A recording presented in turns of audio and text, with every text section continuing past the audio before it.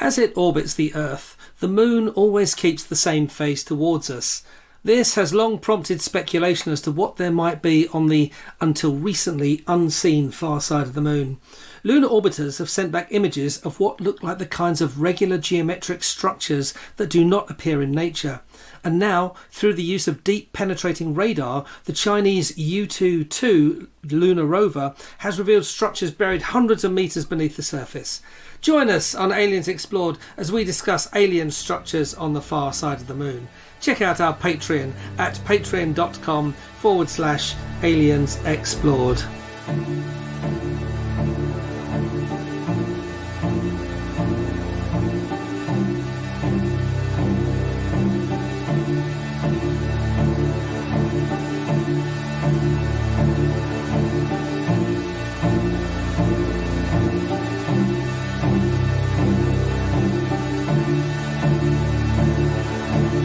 Aliens Explored is a weekly podcast exploring famous and obscure cases of UFO sightings, alien abductions and other strange events from both a believing and a sceptical perspective whilst keeping an open mind.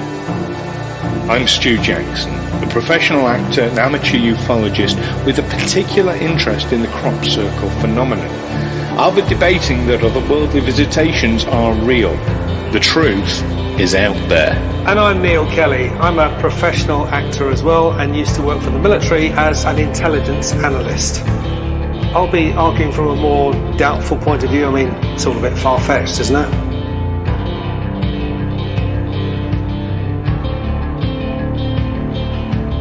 Welcome back, listeners, to Aliens Explored, your weekly podcast where we look at UFOs, UAPs, all manner of alien items and even strange alien bases under the sea, hidden under the Earth's crust and all kinds of places. I am one of your hosts, Stu Jackson. And I'm your other host, Neil Kelly. I think it's fair to say the one who disputes the evidence of the existence. Evidence? Oh, if we had evidence. Evidence? You've got evidence. I'm all ears. Circumstantial evidence, I think. Is the, Yeah. What we do, I mean, we have evidence, of course, of UFOs and UAPs. Because do we? Even the Pentagon are releasing footage. Yeah. Yeah, the Tic Tac and Go Fast. Yeah, I'm not sure of the... Obviously, I have my doubts about that evidence. I mean, Pentagon. They're showing me something. I don't know what it is. They're telling me what they think it is, or what they think it might be. And I think, okay, well, yeah, it might be that. It might be something else. Might be. I'm not taking that as absolute proof. Sorry, but well, no. I've set a very high bar for this. It's good to keep an open mind, and I can foresee skepticism coming from you for today's subject. But before we get into that, how are you? It's been a little while since you and I have spoken. It has been a while, hasn't it? Have we? We haven't spoken since I got back from my holiday, have we? Yes, briefly. I think briefly, right? Yeah. Okay. Yeah. What's new with you? Well, my wife's gone off on holiday again. She was always planning to. It wasn't just because of the disappointing weather when she went away with me. So she's away with packed her bags and gone last night. I'm assuming she's gone on holiday. She's packed her bags.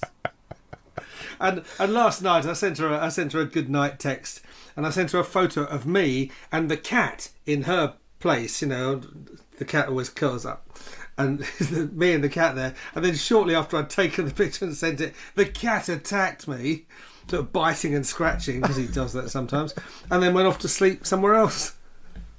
Right. There we go. I a little insight to my domestic. When you said I sent her a goodnight text and sent her this photo. Oh God, where's this going? Oh, bless the Scaramanga though.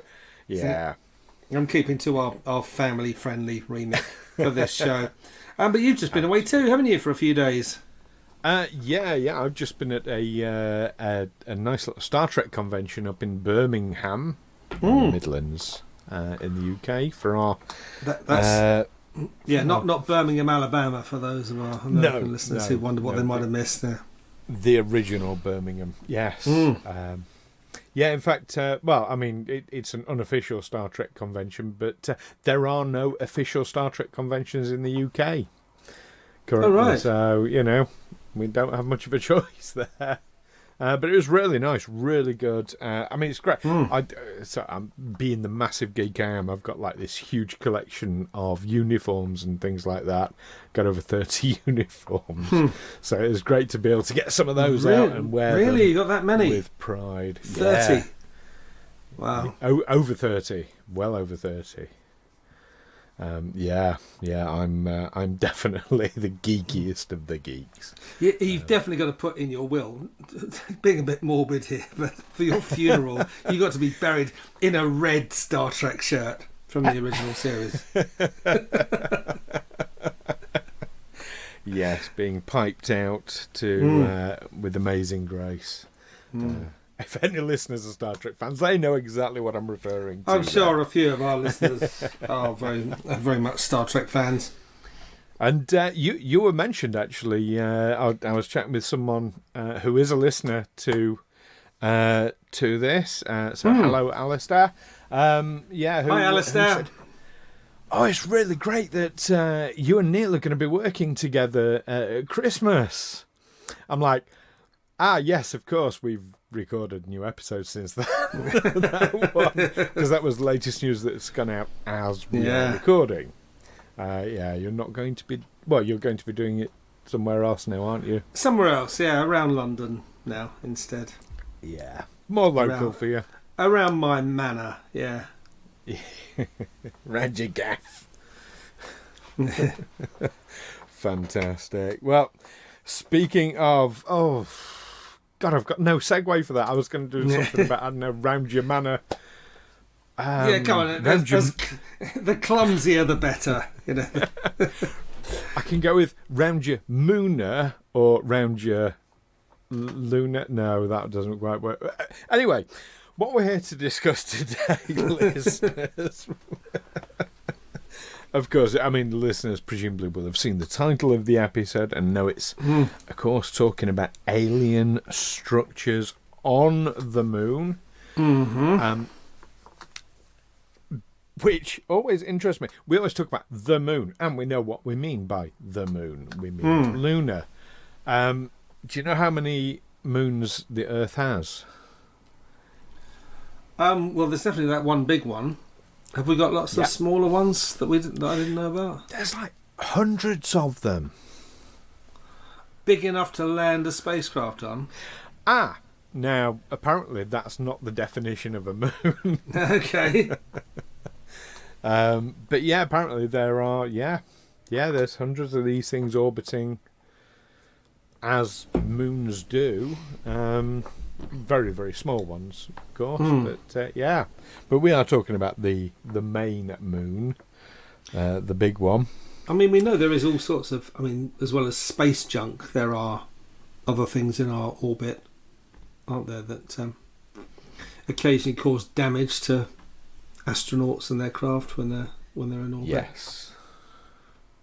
Yes. Well, oh God, the amount of space debris and detritus and junk that's up there, old defunct satellites and things like that, is terrible. We are literally littering our orbit. Moving at tremendous speeds as well.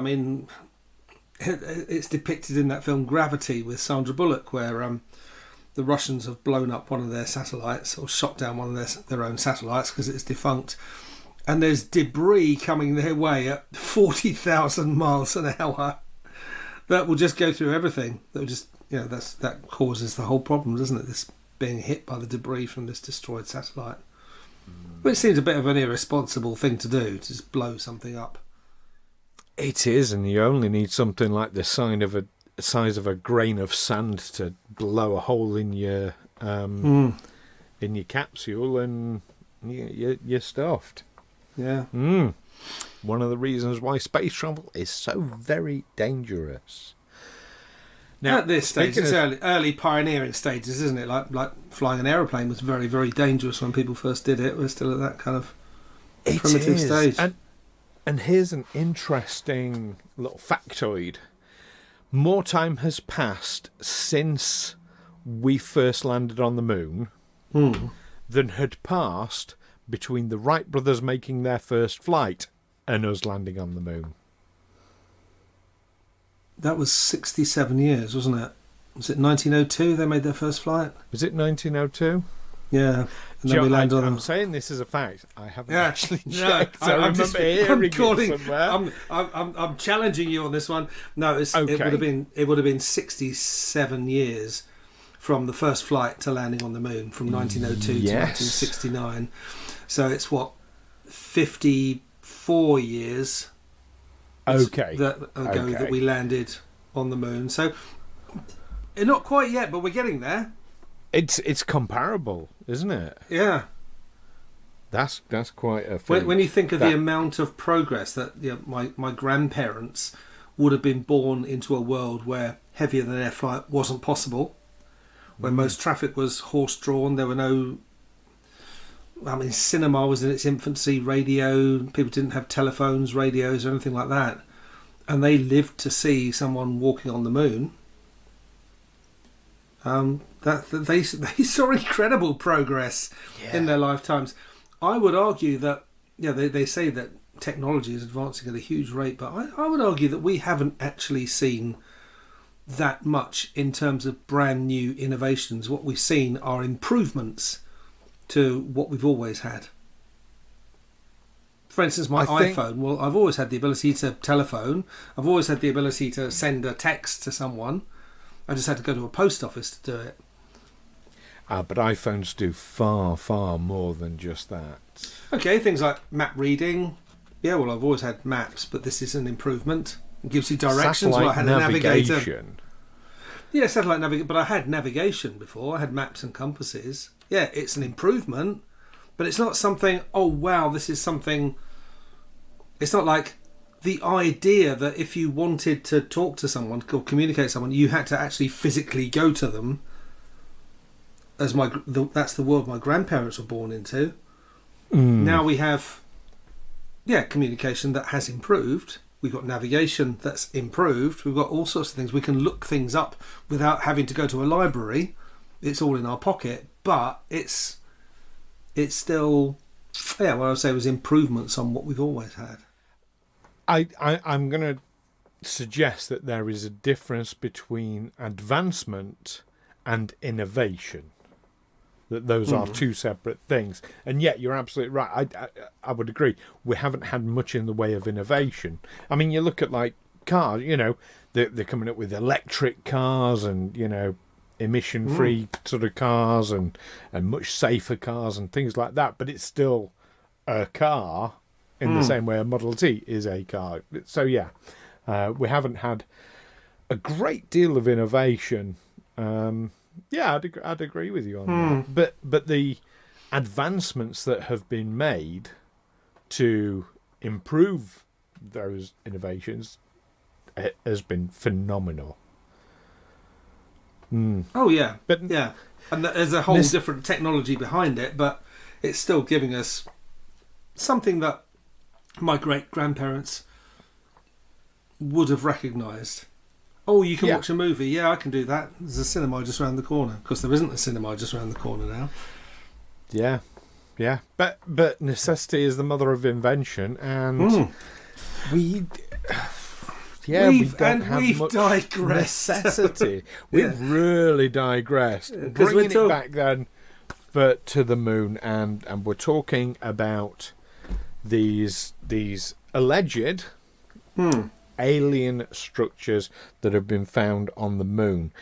Now, we talk about leaps in technology. We can sort of segue this a little bit. You've got the Lunar Reconnaissance Orbiter. Now, this is a satellite that takes very, very detailed images of the moon, and it's been floating around the moon and taking images, not only of its light side, which we can see at all times anyway, and point telescopes at and minutely inspect, but it's taken really detailed imagery of the dark side of the moon as well. Now, I'm not sure all of our listeners are aware of this, because I wasn't always aware of it, that the moon always presents the same face to us, doesn't it? As it goes around, it's always just showing that same face. So there is a dark side that we never see. Well, it's not. It's only the dark side when it's on one side of us. When it's between us and the sun, it's the very, very bright side. Well, it's yes, it would be in those occasions. I agree. And it's only looks like the light side to us because it's reflecting sunlight. So yeah. But yes, we call it the dark side of the moon because it's catchier. It's catchier, but it's about as accurate as darkest Africa. It's not dark at all. It's just it's sometimes dark, just like everywhere else is sometimes dark. But it's largely unknown to us that when NASA and their Soviet and Chinese equivalents have landed on the moon, and I think have the Indians landed on the moon as well? I don't know how many different nations have landed on the moon. And presumably it's on the side always facing us. That technically, is there a telescope powerful enough that you would be able to see them? That they can sort of wave to you from the moon? I don't know about waving, but I believe yes. I believe so. I mean, look at what the Hubble telescope that's now been replaced, of course, could detect. So yeah, there's no reason why not at all. And for fear of pandering to those who doubt that the moon landings actually happened, I wonder if they ever had a conversation where they're saying, if we're going to plant a flag on the moon, why don't we take a really massive flag, a mile square, made up of material which would obviously fold up small enough, but take a massive flag that could be seen from Earth, leaving in no doubt, this is our territory. Well, I don't think there was... I have to admit, I used to be one of those people. I was a moon landing denier at one point. Because I'd done the whole, oh look, it's a rock in two allegedly different places. Oh look, that thing is is obscuring the crosshairs in the lens. And I am prepared to believe that some of the footage isn't what it purports to be. That they've added in footage to. That's exactly what it is. They've included promotional images. And they have been presented as moon landing footage when they aren't. So yes, you are absolutely correct. This is why one of the reasons why I now accept that the moon landings did actually happen.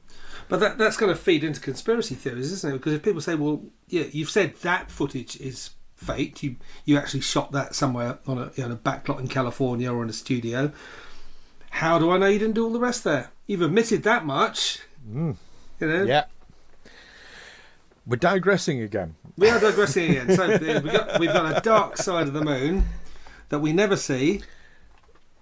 Now there was a non-facing, just for the non-facing side, the never-facing side of the moon. Now, I've got in front of me an article from a newspaper called The Independent, which is as reliable as the British press probably ever gets.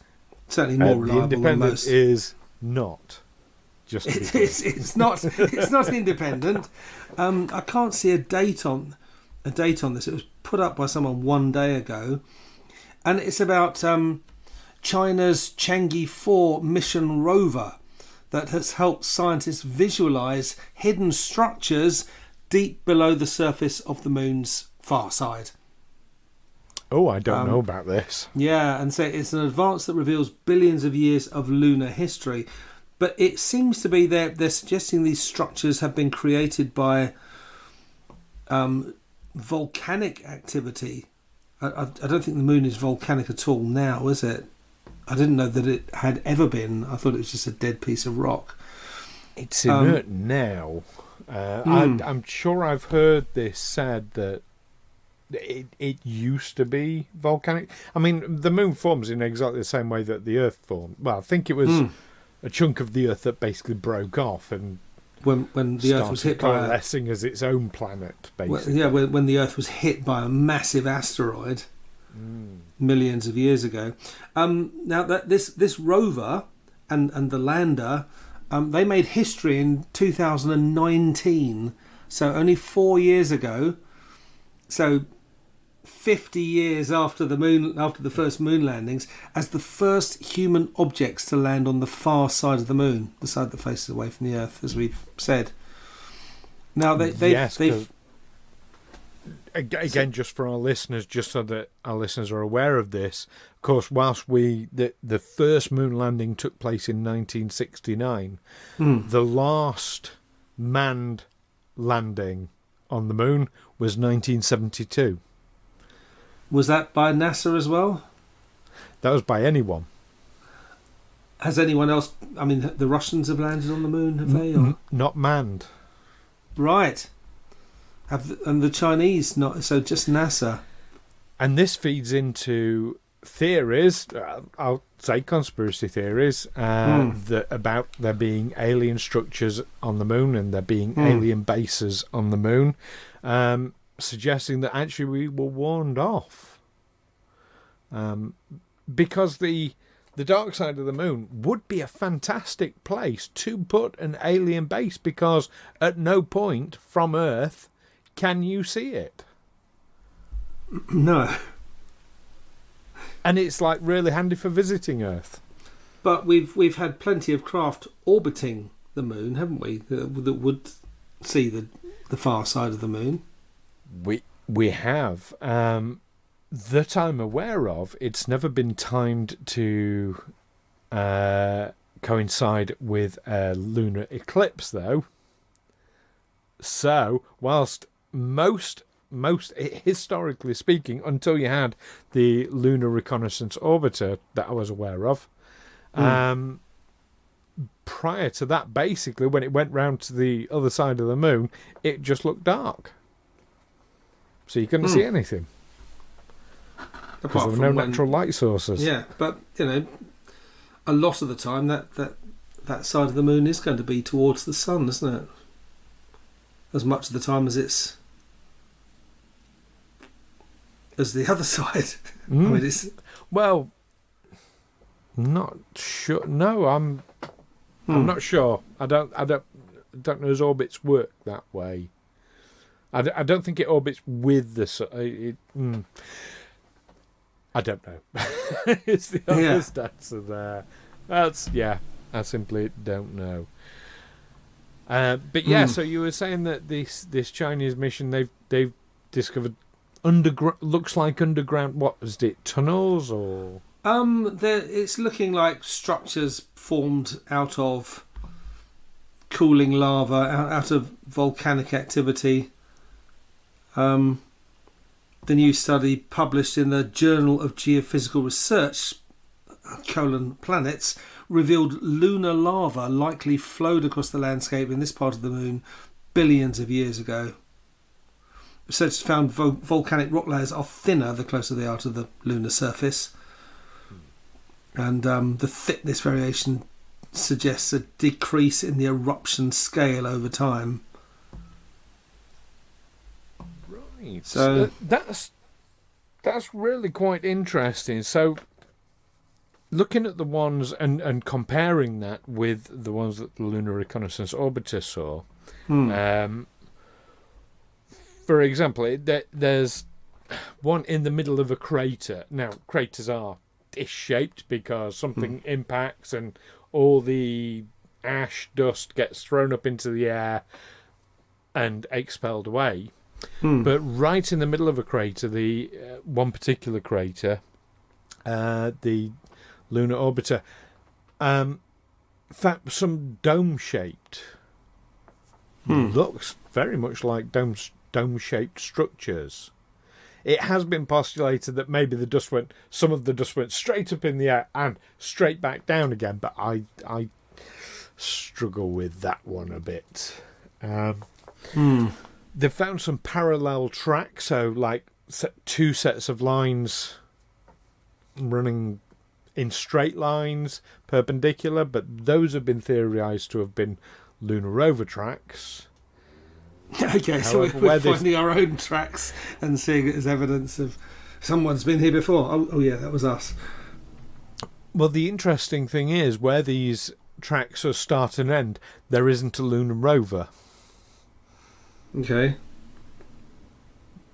So, if a lunar rover made the tracks, what happened to the lunar rover? Yeah, so presumably all this stuff, these lunar rovers, they're all just parked there on the moon, aren't they? Yeah, because it's going to be cheaper just to leave them there than bring them back. And and also, yeah, you probably don't have the capacity to bring them back, do you? You've got so much. You can only take so much fuel with you that will get you there. You've got a much smaller amount to bring you back, but that's on the understanding that you're not going to be bringing an awful lot of stuff back with you. If they can get the Mars rover to sing Happy Birthday to itself on its birthday, they can find a way of bringing the lunar rovers back, I'm sure.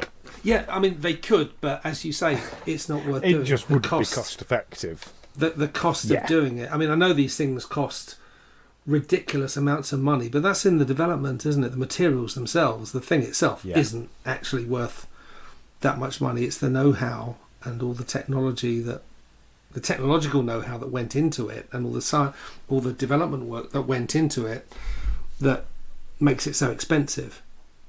Yeah, but yeah, and it's not, I mean, not they're worth not bringing cheap back to build, but you're not going to reuse them either. So yeah, no. Why would you bring them back? In fact, you'd just be endangering your astronauts if you say to them, "Oh, by the way, can you bring it back with you? Can you?" Exactly. So that brings us straight back to those parallel lines. You would expect to see a lunar rover at one end of them, and you don't. So that's a bit odd. But the most compelling ones to me, there's two in particular. One is on the rim of what is called the Boltzmann crater. There appears to be some square. It's right on the rim of the crater, and it looks like it's a perfectly square structure. And the other one is the De Moraes crater, which appears to have a circular tube, and just at the source of that circular tube is again some square blocks that have been estimated to be 9 miles long. That's about 15 kilometres. So it's huge sort of square blocks, and they sort of come to a point, and this huge tube comes out from it. You'd think China would go and have a look at that, wouldn't you? They've got a rover there. Well, who's to say they haven't? Yeah, and they're keeping it from us. Well, could be they're keeping it from us. Who's to say? I mean, so there are a number of theories out there. One is, it's us. We have built a base on the moon and we're just keeping it secret. Another is, it's aliens who have built a base on the moon and it's being kept secret. Again, that ties in with like the whole why haven't we been back to the moon since 1972 is people theorise that it's because we have been warned off. I would offer an alternative theory to that. I would say that America was seriously behind in the space race. The Soviets are supposedly a nation with supposedly less technology and less know-how at its fingertips, was the first to put a satellite in orbit, was the first to put a living creature in orbit. They put a dog in orbit and then I think a monkey, and they were first to put a human being into orbit. This has been attributed to the Soviets were prepared to take much higher risks with the lives and safety of their astronauts. But they were using liquid fuel rockets, which are apparently hugely dangerous. NASA was waiting until they developed far more stable solid fuel rockets. And I remember after the fall of the Soviet Union, some news came out that Yuri Gagarin hadn't actually been the first man in space. That the risks the Russians ran were often realised, and that lots of astronauts had been into space before him, but had either died or had come back in such a badly mangled state that they weren't presentable. Yuri Gagarin was about the fifth man into space and came back in a presentable condition. For instance, the Russians didn't know how to slow down a capsule, how to land it when it re-entered. They hadn't worked out, it's coming into Earth, it's coming in at cosmic speed, 40,000 miles an hour or something like that. Well, if you just open a parachute, that's just going to tear off. Yes. So what Yuri Gagarin had to do was climb out of the once he's entered into orbit, flying through the sky, phenomenal speed. He had to climb out and jump, and then open his own parachute, because they couldn't. Yeah, they didn't know about retro rockets, or they hadn't developed retro rockets. These things would just come in and crash at tremendous speeds. But given that, the Americans realised that they were way behind. That the Russians keep having these breakthroughs in space travel. They haven't got anything, so I think that's why Kennedy said, "Well, we'll do something the Russians can't do. We'll put a man on the moon." And that's why they did it. But then, having done it, they said, well, God, that was ruinously expensive. That served no particular purpose. And we can't see any strategic advantage of being able to get to the moon. There's nothing we can exploit there. It's interesting. We bring back some rocks, but there's not much to be done there. We don't have the technology, and certainly not the money, to be able to exploit any theoretical advantages. So they just stopped going. We proved a point.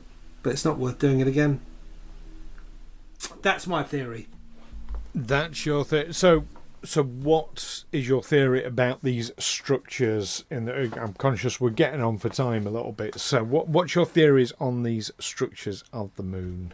I would have to say, I don't know. It's interesting that there are these geometrically regular shapes which tend not to occur in nature. It does suggest some kind of activity, but I'm not going to leap straight to they were made by extraterrestrials. Let's have a look at them up close first. Okay. Let's see what they are. We need to revisit the moon in person to see them. Yeah, well, China's got a rover on the moon, on the dark side of the moon. I mean, I imagine the moon is probably bigger than just because it's on that same side of the moon. Well, yeah, you can be on the same side of Earth and still be thousands of miles away from it. I imagine it's probably a greater distance than the rover is. Well, it's as likely as not to be a greater distance than the rover's capable of travelling. I think the moon's about a quarter the size of Earth. I think. Is it? So even like so, that it could be a journey of hundreds of miles. Oh, easily, very easily. Well, I'm going to put forward. I've got different theories for different apparent structures. When we look at these dome structures, I'm not convinced by this idea. Just to go straight up and then come straight back down, but rocks sort of hit things. There's going to be some sort of rock at the centre of a crater, and dust will settle over it. That could create dome-like shapes. So. It's not the thing that made the crater still sat there in the middle of the crater, is it? Exactly. That I can see as a potential answer. The parallel tracks, well, yeah, maybe some part of the tracks have been covered over by dust over time, and that's why it doesn't lead to a rover. I can sort of get on board with, well, maybe these parallel lines are caused by rovers. Even if the tracks have been covered over, I mean, there's no wind or anything on the moon, is there? But there are impacts on the moon. There is gravity on the moon, just nowhere near the same level as here on Earth. Yeah. So No, there isn't any wind, but when something does impact on the moon, it does create a cloud of dust that then travels and settles. So I can sort of accept that. That's fair enough. The Boltzmann crater square images, it's been suggested that might be caused by pixelation in the images. Okay. And when I've looked at it, I can sort of see how that might happen. But the Demorus crater one, that's definitely not pixelation. There is... It really does. It looks like a step pyramid. Okay. For all intents and purposes, just with really sharper edges than you get here on Earth in step pyramids. That's like an Aztec pyramid. Yeah, exactly. Worth looking up, listeners, and yeah, search for the Demorus crater, and look at that. That people have supposedly spotted numerous sort of different structures. Some of them look like chimneys, some of them look like weapons even, so cannons pointing out. Some of them look like bridges. There's all sorts of strange landscape elements, let's say, on the moon. I'm pretty convinced there is something going on there, or has gone on at some point in the past. Because there's too much weirdness. There's weirdness, but there's also the human tendency to find to join the dots, to find shapes where there is like to see shapes in clouds and that sort of thing. Absolutely. So yeah, I'm inclined to agree with you on the principle. We need to look at this more closer. We need to go back to the moon. We need to visit these specific locations in person. I mean, somebody who's trustworthy, that's been sent by the government. Oh, hang on. But one thing I learned about even just aerial photography on Earth, when General Powell was justifying the need to invade Iraq, and he was showing these aerial photos of supposed chemical weapons installations in Iraq. And what you realise from these aerial photos is that they have to be interpreted by experts. You can't just... A lay person can't just look at one of these photos and say, oh yeah, I can see this, I can see that. You pretty much need an expert, and they'll tell you what that is. You can't see it for yourself, and I wonder how much of that is going on, that someone said, oh yeah, this is this. That yeah, you can see these shapes, but it could well be. Well, listeners, that's all the time we've got for this week. So listeners, do write in and let us know what you think about these structures on the moon. You can email us aliensexplored@gmail.com. You can contact us through Facebook and Twitter and YouTube, and all those links will be below. And of course, if you're one of our Patreon subscribers, you get to chat to us through the Discord server, as well as other like-minded people.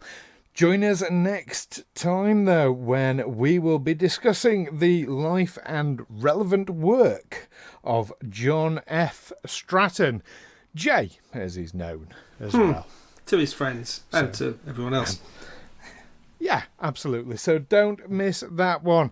In the meantime, keep watching the moon through the most powerful telescopes you can find and see what you can see there. And of course, keep watching the skies. Catch you next time. Now. Catch Bye-bye. you next time. You keep talking over me. Catch you next time. Bye-bye.